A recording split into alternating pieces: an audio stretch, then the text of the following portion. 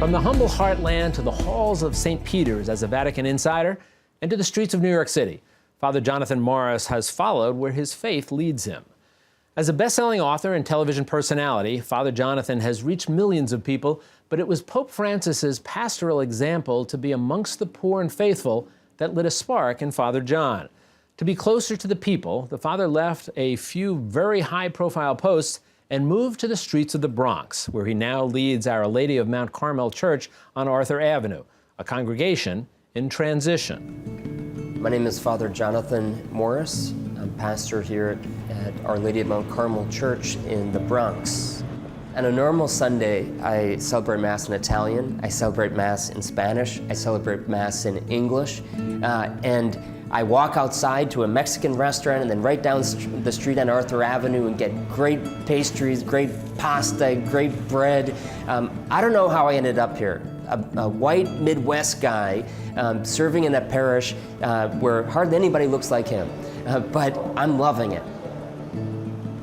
I grew up in Michigan and Ohio. I'm a Michigan Wolverine fan, but my mom is from the Bronx, from New York, and she would always tell us, don't ever forget, I'm third of seven, she would say, don't ever forget to all of us, you are New Yorkers. Toby, come on, let's go. You're my ambassador.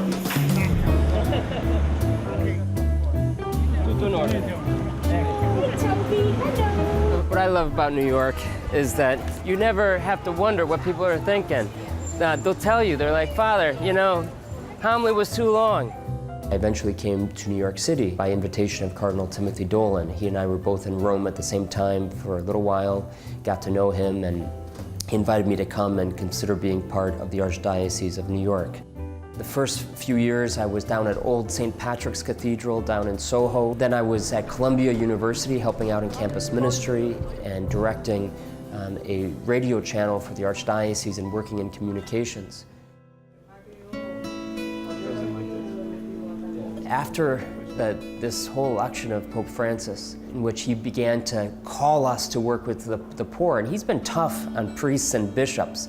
He's been saying, don't forget the poor, make sure you're focusing on helping the immigrants, making sure that you're close to people who are suffering, that you smell like the sheep, as he says. Yes, as a society, we need to take care of the poor. Yes, as an archdiocese, we need to take care of the poor. But it was an invitation I felt personally, Jonathan, are you working with the poor? It doesn't mean that everybody has to live in a poor neighborhood, but I think what Pope Francis is saying is, if the poor are not in your life personally, then you're not living the fullness of the gospel message. That's what got into my head. That was the little worm that got into my heart and wouldn't go away. This is real Italian food. You know, I've been in downtown, I've been here. I can tell you, I love downtown, but this is where it's at. Ay, ay, ay. Parish is a little tiny example of the bigger picture of the Archdiocese and the Church of the United States. This is a parish founded by the Italians back in the early 1900s, and they were really poor immigrants. And they built this beautiful, beautiful church. And since that time, of course, there's been waves of different immigrants. Just looking at Mass today, a daily Mass, there must have been 40, 45 people there. I think they represented at least 10, 15 different cultures.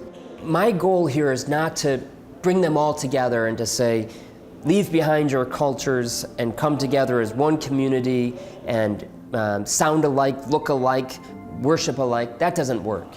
The Italian reality in this neighborhood has gone down, as Italians thankfully have also been successful and moved on and gone to other neighborhoods, and the Hispanic population is growing tremendously. It's natural that there be tension there. But then there's got to be also a recognition that in different times and ages of our city, our great city of New York and of this neighborhood, immigrant communities emerge and they need to be embraced and loved and respected. But that just requires all of us living the gospel. It's as simple as that. How are you?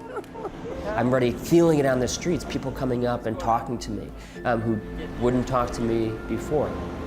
Pope Francis has said, trust me not because I'm telling you to, but trust me because you're watching the way I live.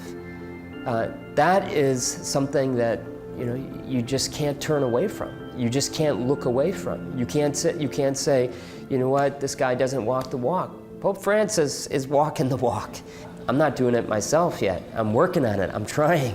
But he certainly is inspiring me to do my best.